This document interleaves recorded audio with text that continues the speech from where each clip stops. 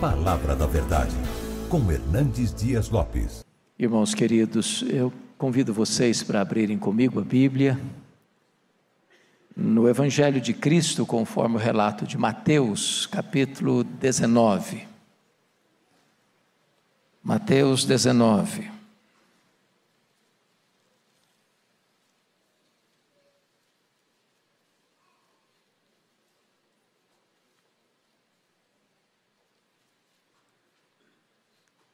O palco mais iluminado, onde a graça de Deus deve ser demonstrada,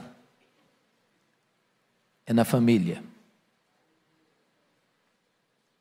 O relacionamento que mais eloquentemente demonstra o relacionamento de Cristo com a igreja é o casamento. Então nós vamos ler sobre esse assunto. Mateus 19, a partir do verso 3 ao verso 12, e peço que você mantenha a sua Bíblia aberta nesta passagem após a leitura. Vieram a ele, a Jesus, alguns fariseus, e o experimentavam perguntando: é lícito ao marido repudiar a sua mulher por qualquer motivo? Então respondeu ele: não tendes lido que o Criador desde o princípio os fez homem e mulher, e que disse: por esta causa deixará o homem pai e mãe, e se unirá à sua mulher, tornando-se os dois uma só carne? De modo que já não são mais dois, porém uma só carne. Portanto, o que Deus ajuntou, não o separe o homem. Replicaram-lhe: por que mandou então Moisés dar carta de divórcio e repudiar? Respondeu-lhes Jesus: por causa da dureza do vosso coração é que Moisés vos permitiu repudiar vossa mulher. Entretanto, não foi assim desde o princípio. Eu, porém, vos digo: quem repudiar sua mulher, não sendo por causa de relações sexuais ilícitas, e casar com outra, comete adultério. E o que casar com a repudiada comete adultério. Disseram-lhe os discípulos: se essa é a condição do homem relativamente à sua mulher, não convém casar. Jesus, porém, lhes respondeu: nem todos são aptos para receber este conceito, mas apenas aqueles a quem é dado. Porque há eunucos de nascença, há outros a quem os homens fizeram tais, e há outros que a si mesmos se fizeram eunucos, por causa do reino dos céus. Quem é apto para o admitir, admita. Eu quero conversar um pouco com vocês então sobre o ensinamento de Jesus sobre casamento e divórcio. A crise conjugal e familiar é uma realidade humana desde a queda dos nossos pais. Não há casamento perfeito, porque casamento não é a união de dois iguais, é a união de dois diferentes. Há um mito que é comum no meio evangélico, e pasmem vocês, tornou-se hino e foi cantado na minha cerimônia de casamento: almas gêmeas. Não existe esse negócio. Não tem esse negócio de almas gêmeas. Casamento é a união de duas pessoas diferentes. A Bíblia chega a dizer que casamento é um mistério. O sábio, quando estava pensando sobre o assunto, diz que 3 coisas o encantavam: o caminho da águia no céu, o caminho da cobra na rocha, na pedra, e o caminho do navio no meio do mar. Isso ele achava incrível, mas havia uma 4ª coisa que ele não entendia, era para além da compreensão dele: era o caminho de um homem com a donzela, era o casamento. Então, se você está enfrentando uma luta no casamento, fique tranquilo, que você não é exceção da humanidade. Porém, as crises foram crescendo. Para vocês terem uma ideia, em 1960, uma pesquisa feita na América, nos Estados Unidos, constatou-se que 25% das pessoas que se casavam desfaziam o casamento através do divórcio. Isso em 1960. Hoje, cerca de 50% das pessoas que se casam jurando amor no altar, terminam o casamento nas barras de um tribunal, feridas e machucadas. Em 2003, portanto, há 19 anos, aqui no Brasil, numa pesquisa feita, constatou que, na terceira idade, o índice de divórcio havia crescido dentro de 10 anos, 51%. Em outras palavras, não tem fase segura no casamento. Eu conheci um fato, pastor Erival, de um casal que celebrou as bodas de ouro, uma festa de arromba. No dia seguinte, a velhinha arrumou as malas e rachou fora de casa.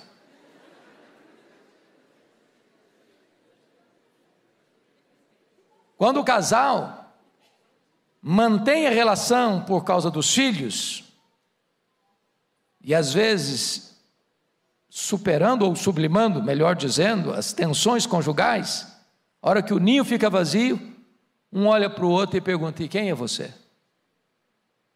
Alguns chegam a pensar que estão dormindo com o inimigo.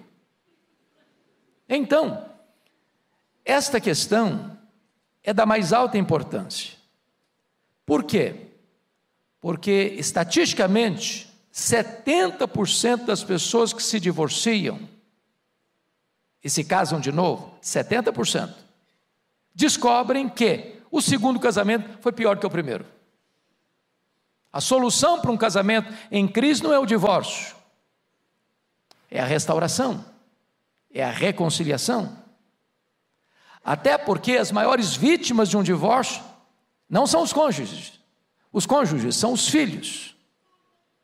Há filhos que afirmam que o divórcio dos pais foi mais doloroso para eles do que o óbito dos pais. Então é sobre esse assunto que eu quero tratar com vocês nesta noite. Vamos ver, em primeiro lugar, os fundamentos do casamento, e começando aí com a pergunta dos fariseus. Olha o verso 3: vieram a Jesus alguns fariseus e o experimentavam perguntando. Então note que a pergunta é pergunta de algibeira. Eles não estão interessados em aprender com Jesus, eles não estão interessados no conceito adequado, correto de Jesus, eles estão querendo usar o tema casamento e divórcio para pegar Jesus no contrapé, para armar uma armadilha para Jesus. E a pergunta deles é esta: é lícito ao marido repudiar a sua mulher por qualquer motivo? Qual o pano de fundo aqui? Na cabeça deles, eles estão pensando o seguinte: se eles falarem assim, é lícito, eles estão contra Moisés, e Jesus estaria contra Moisés. Se Jesus falasse assim, não é lícito, eles queriam empurrar Jesus para a mesma agenda de João Batista. Vocês se lembram que o precursor de Jesus, o maior homem dentre os nascidos de mulher, foi preso e degolado, porque se posicionou sobre esse assunto?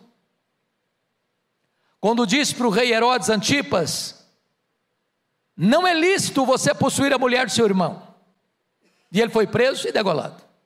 Na cabeça desses fariseus, se Jesus dissesse assim, não é lícito, ele estaria se colocando contra o Herodes Antipas, que governava a Galileia, palco maior do ministério de Jesus, e ele colocaria contra Herodes ou contra Moisés. Na cabeça deles, qualquer resposta de Jesus estaria encrencado na situação.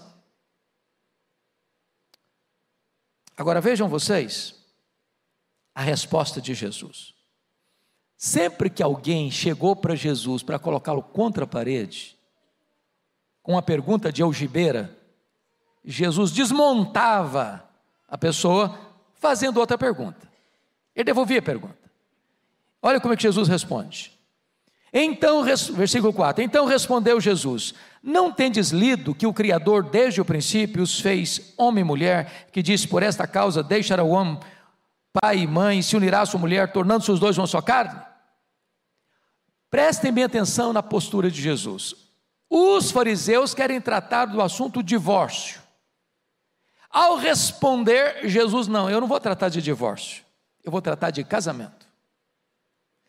Sabe por que Jesus está dizendo isso, irmãos? Se a sociedade hoje discutisse mais e melhor e mais profundamente o que é casamento, nós teríamos menos divórcios. Se a sociedade entendesse o ensinamento de Deus acerca do que é casamento, nós teríamos menos divórcio. A sociedade quer discutir divórcio e não casamento. E se a sociedade vai discutir divórcio, nós vamos encontrar 1000 razões para o divórcio.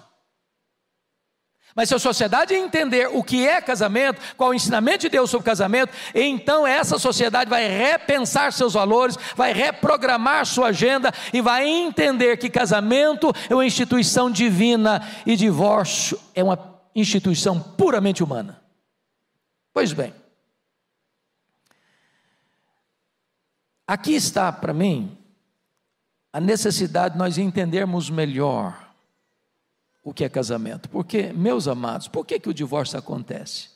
Via de regra acontece porque os casais vão se machucando, vão se ferindo, o diálogo vai morrendo, a harmonia vai acabando, a poesia vai desaparecendo, os elogios vão sendo substituídos pelas críticas, o romantismo não tem mais, feridas vão sendo abertas, e de certa forma a morte do diálogo já é uma espécie de separação gradativa. E então, nesse sentido, é muito importante entender que primeiro tem que entender o que é casamento, para depois eu pensar se vale a pena o divórcio. Então, vamos ver o que Jesus trata sobre casamento. Primeiro, veja comigo, ele diz assim: não tendes lido. Sabe o que ele está dizendo? Vocês não conhecem Bíblia? Vocês não sabem o que a palavra de Deus ensina? Vocês que dizem ser tão zelosos da lei, vocês não conhecem a lei de Deus? E quando Jesus fala de Bíblia, Jesus os leva de volta lá para a criação, lá para o preceito inicial. Quando Deus disse: por esta causa deixa o homem seu pai e sua mãe, se une a sua mulher, tornando-se os dois uma só carne. Então Jesus vai mostrar aqui primeiramente a natureza do casamento. O que é casamento? Primeiro, é uma relação heterossexual. Deixa o homem seu pai e sua mãe e se une à sua mulher. Então casamento, pela orientação divina, é a relação de um homem com uma mulher, não de um homem com outro homem, nem de uma mulher com uma outra mulher. Deus não fez Adão e Ivo, Deus fez Adão e Eva. A sociedade pode dizer que isso é normal, a sociedade pode aplaudir, a sociedade pode achar que esse é o caminho, mas a eterna palavra de Deus está dizendo que casamento é uma relação heterossexual. Segundo lugar, o casamento à luz das Escrituras, ele é monogâmico. Veja você o verso 5. Deixará o homem pai e mãe, se unirá à sua mulher, não às suas mulheres. Então o preceito da criação, o casamento é monogâmico. De tal maneira que a poligamia está fora do projeto de Deus.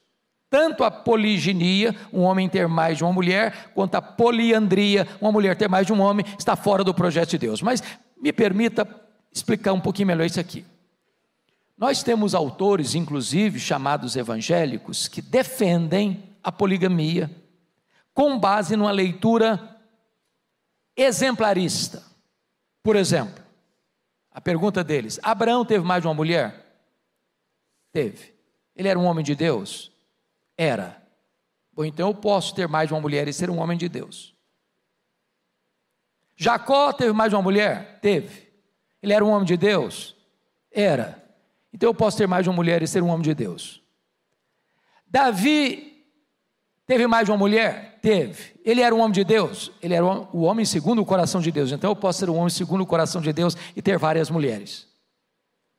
Salomão era um homem de Deus? Era. Ele teve mais de uma mulher? Bom, ele teve 1000. 1000. Pensa num problema. Pensa em 1000 sogras. Pensa em alguns milhares de cunhados. Bom, se o Salomão era um homem de Deus e teve 1000, eu posso também, não chego tanto, mas posso ter bastante e ainda ser homem de Deus. Leitura errada. Essa não é a leitura que nós fazemos da Bíblia. A leitura que nós fazemos da Bíblia não é a exemplarista, é a preceitual. E eu explico. Quando Deus instituiu o casamento, como é que Deus o instituiu? Casamento monogâmico. Deixa o homem, seu pai e sua mãe, se une à sua mulher, tornando-se os dois uma só carne. Mas quando a lei moral foi dada para o povo, qual era a orientação da lei moral? Está lá nos 10 mandamentos, no 10º mandamento, que diz assim: não cobiçarás a mulher do teu próximo. Vale destacar que quando Moisés escreveu a lei, ou Deus deu a lei para Moisés, a cultura ao redor de Israel era poligâmica. Mas o preceito ético da lei é monogamia. Não cobiçarás a mulher do teu próximo. E com respeito à nova aliança, qual é a instrução? Perguntaram para Jesus. E Jesus vai responder de que maneira? Vamos voltar lá na origem? Vamos voltar lá na criação? Vamos voltar lá na instituição do casamento? E Jesus ratifica a monogamia. Portanto, o casamento é monogâmico. Monogâmico. Terceiro lugar. Qual a natureza do casamento? Ele é monossomático. Veja você, tornando-se os dois uma só carne. Isso significa, irmãos, que a relação da intimidade sexual, que é proibida por Deus antes do casamento, que é proibida por Deus fora do casamento, é uma ordenança divina no casamento. As pessoas às vezes usam de brincadeiras ou de imagens distorcidas para confundir no imaginário popular a questão sexual, dizendo que a queda dos nossos pais foi porque eles comeram fruto proibido. E o fruto proibido até é uma maçã, e a maçã é um símbolo do sexo, então que os nossos pais caíram porque praticaram sexo no Éden. Mentira! Mentira! A Bíblia não fala que o fruto proibido é a maçã, com certeza não era. A Bíblia não diz que o sexo foi um pecado. Não, Deus ordenou o sexo antes da queda. Antes da queda. O sexo entre marido e mulher não é pecado, é uma ordenança divina.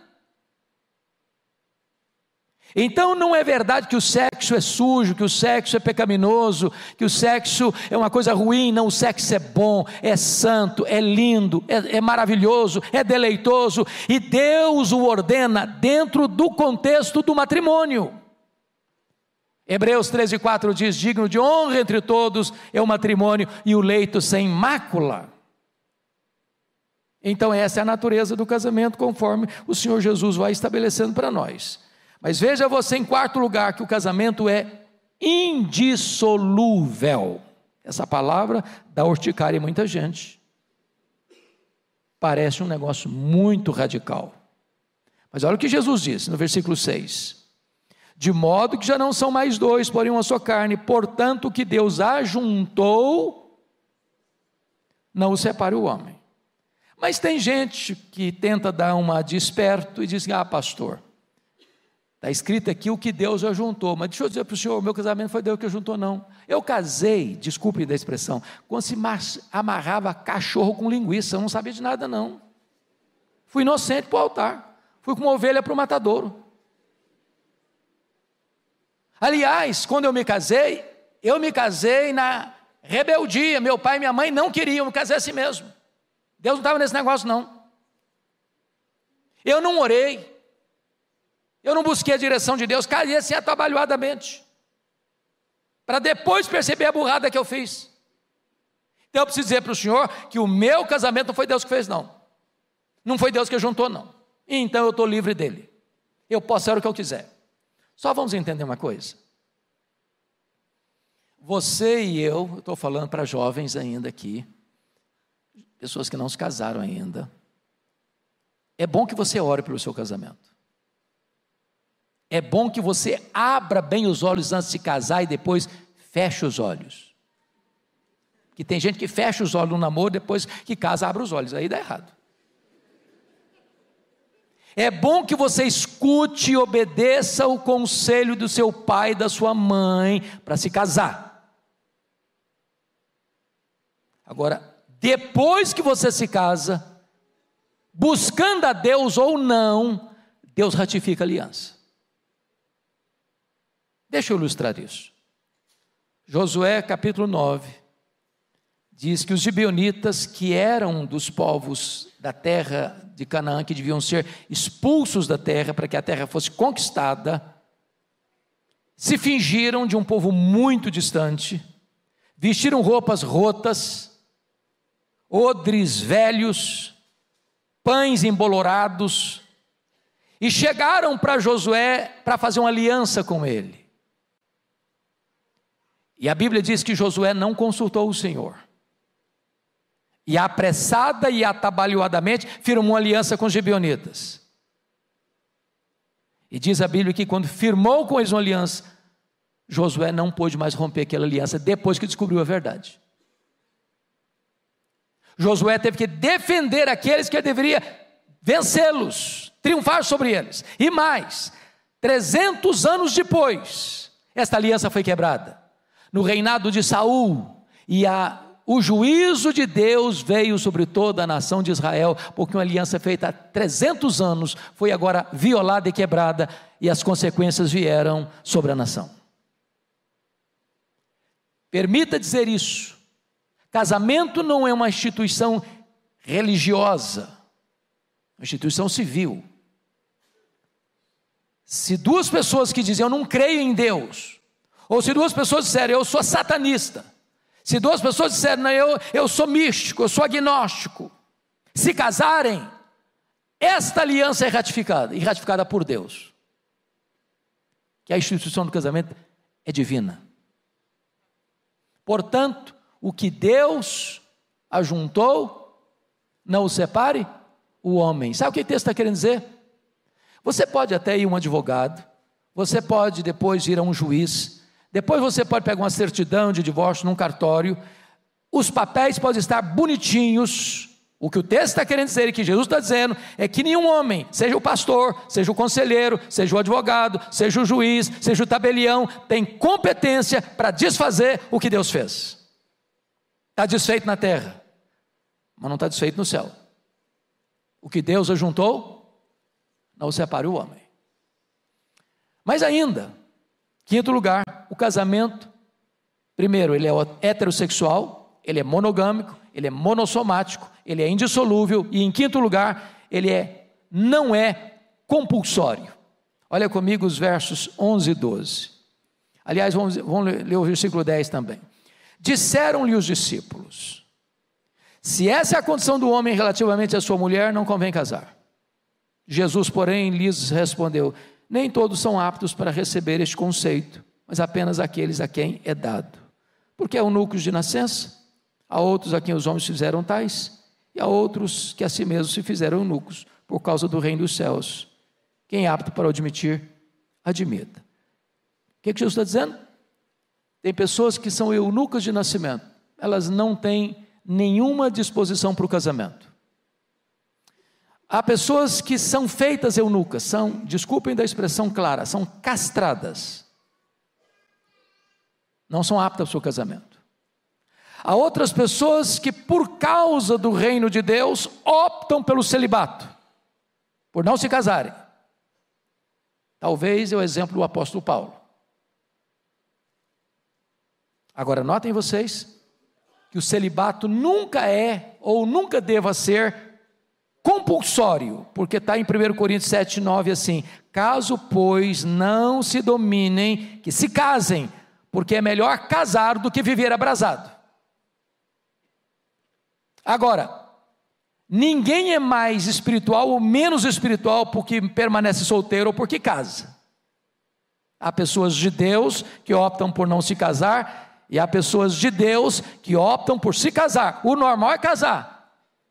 A exceção é ficar no celibato, mas não é compulsório. Bom, então Jesus deu o conceito de casamento. Aí vem a segunda pergunta de algibeira, enviesada, tendenciosa dos fariseus, no verso 7. Observem comigo.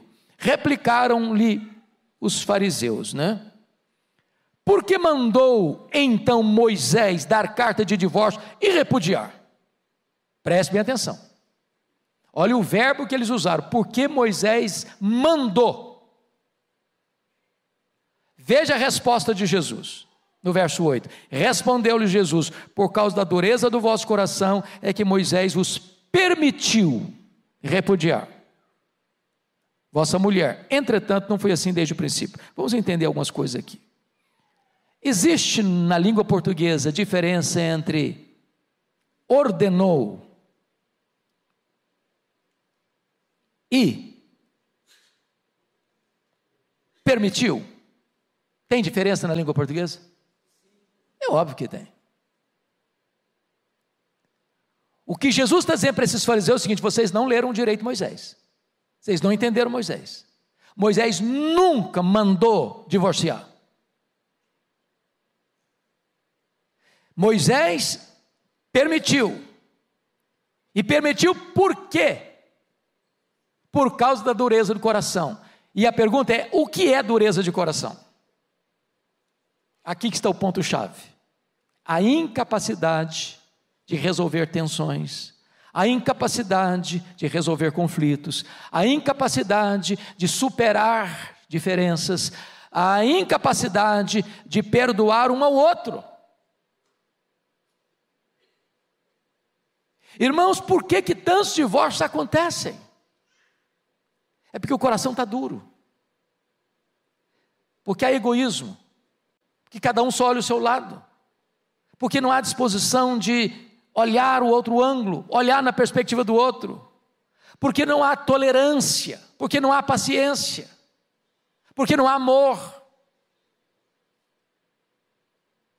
O amor é paciente.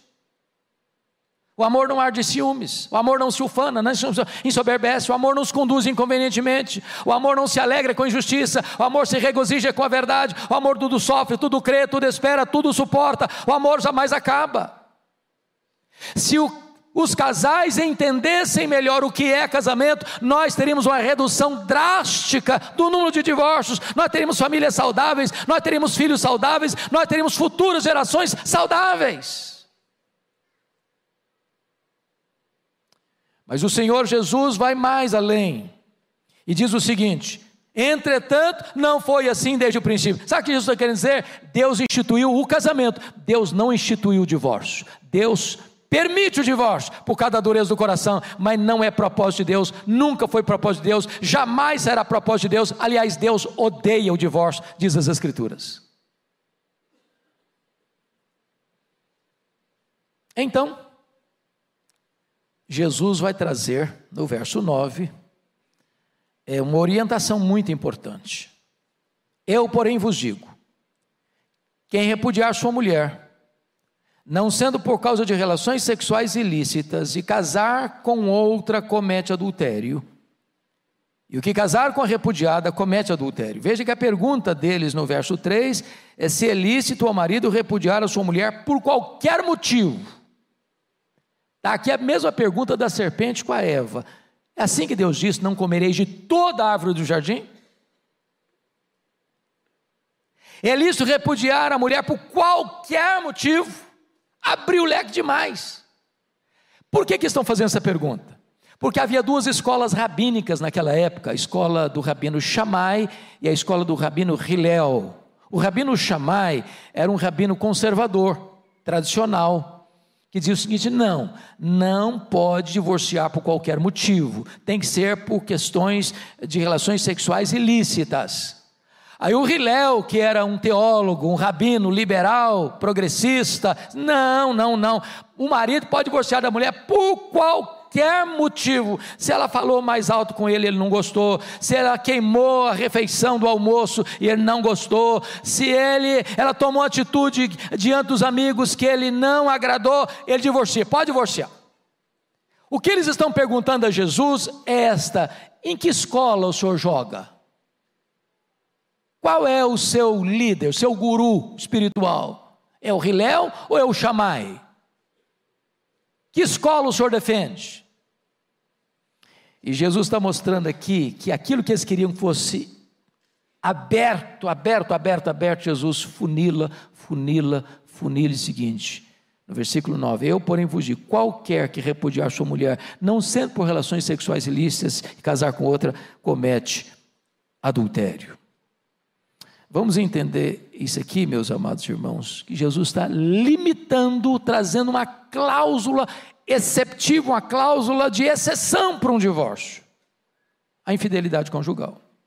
Agora entendamos uma coisa, tem muita gente que diz assim, bom, se houve infidelidade conjugal, então o casamento tem que acabar.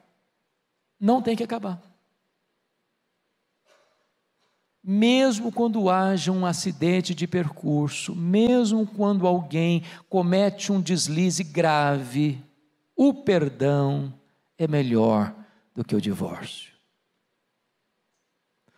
Vou lhe dizer uma coisa, o cristianismo é a religião do perdão. Nenhum de nós aqui pode dizer, eu vou para o céu, e nem precisei ser perdoado, que era um cara tão bom, tão legal, tão puro, tão santo, tão piedoso, tão correto, que Deus precisou me levar para o céu pelos meus méritos, eu não precisei nem ser perdoado. Todos nós fomos perdoados. Eu não sei a realidade de cada um aqui, mas eu quero dizer para você, não importa o acidente de percurso que aconteceu no seu casamento, eu vou lhe dizer que o perdão é melhor do que o divórcio. O Deus que nos perdoou e nos perdoa, é o mesmo Deus que nos capacita a perdoar e a recomeçar e a restaurar os relacionamentos quebrados.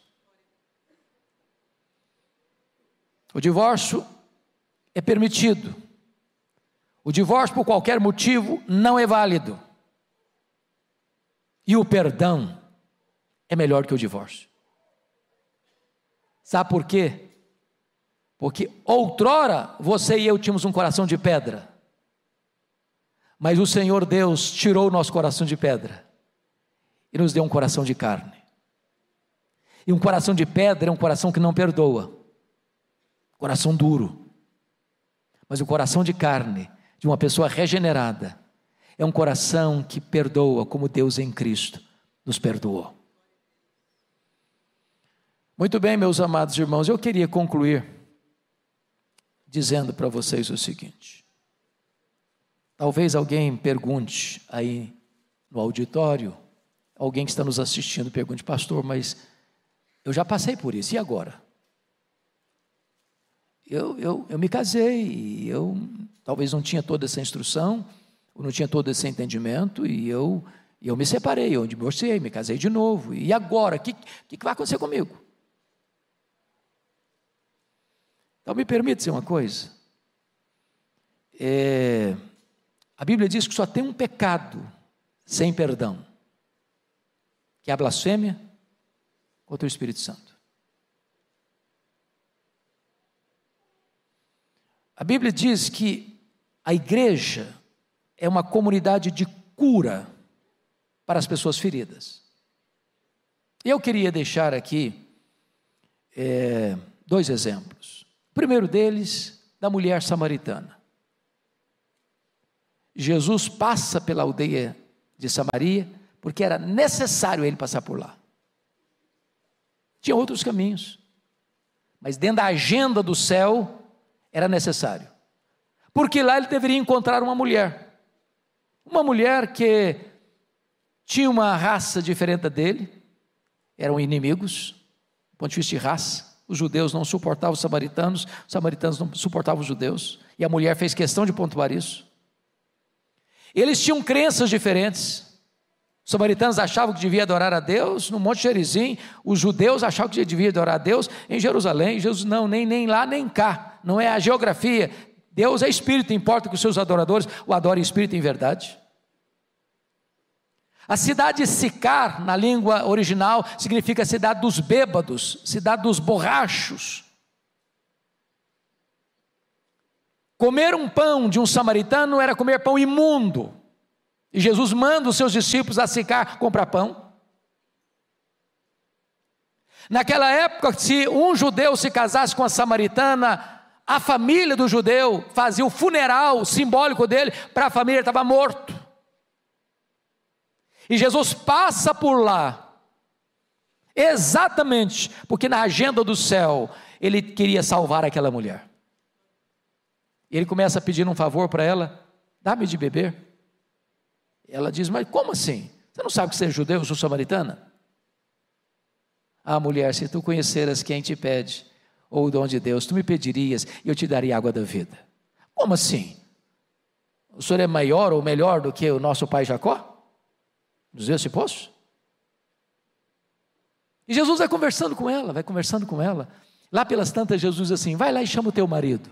Ela respondeu: eu não tenho marido. E Jesus diz: é verdade, você não tem marido, já teve 5. O que você morar com ele hoje não é seu marido, não. Em outras palavras, Jesus está dizendo: você passou por 5 divórcios, agora você está amaziada com um homem que não é seu marido.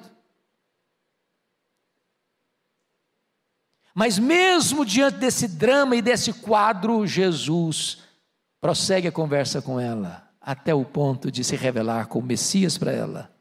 E essa mulher abandona o seu cântaro, vai à sua cidade, se torna uma missionária. Naquela cidade, aquela cidade é alcançada, não apenas pelo testemunho dessa mulher, mas porque eles ouviram a Jesus. Eu quero dizer para você que não importa o quadro tão triste que você já viveu até hoje, a igreja é o hospital para os feridos, a igreja é o lugar onde os feridos são abrigados, e a igreja é um lugar dos recomeços e da restauração, porque Deus apaga o seu passado e começa a construir uma nova história com você daqui para frente.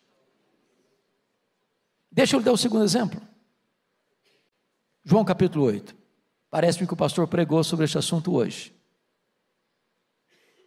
Esses mesmos fariseus e escribas pegaram uma mulher em flagrante de adultério, e eles não eram honestos, porque a Bíblia diz que o apedrejamento, no caso de adultério, não era só a mulher, era o homem que adulterava com a mulher, mas eles só pegaram a mulher, tendenciosos, empurraram a mulher aos pés de Jesus. A lei diz que tais pessoas sejam apedrejadas, e tu que dizes? Mas eles, mais uma vez, não estavam interessados nem na lei, nem no ensino de Jesus, nem na mulher. Eles estavam querendo pegar Jesus no contrapé, para acusar Jesus. E Jesus não respondeu nada. Jesus abaixou, começou a escrever no pó do assoalho do templo, do pátio do templo. E eles aguardando uma resposta de Jesus. Então Jesus se levanta e diz: quem tiver sem pecado, atire a primeira pedra. Eu não sei o que Jesus escreveu naquele chão, a Bíblia não diz, mas quem sabe, em letras garrafais, com a ponta do dedo, Jesus estivesse escrevendo os pecados daqueles homens. E diz a Bíblia que a partir do mais velho, eles foram se dispersando. Quanto mais velho o cara é, mais ele peca, mais pecado ele tem. É um acúmulo de pecado. E eles foram se afastando, um por um. E Jesus então pergunta para a mulher: mulher, onde são os teus acusadores? Eles não te condenaram? Eu também não te condeno. Vai, não peques mais. Jesus não passou pano no pecado. Jesus não fez vistas grossas ao pecado.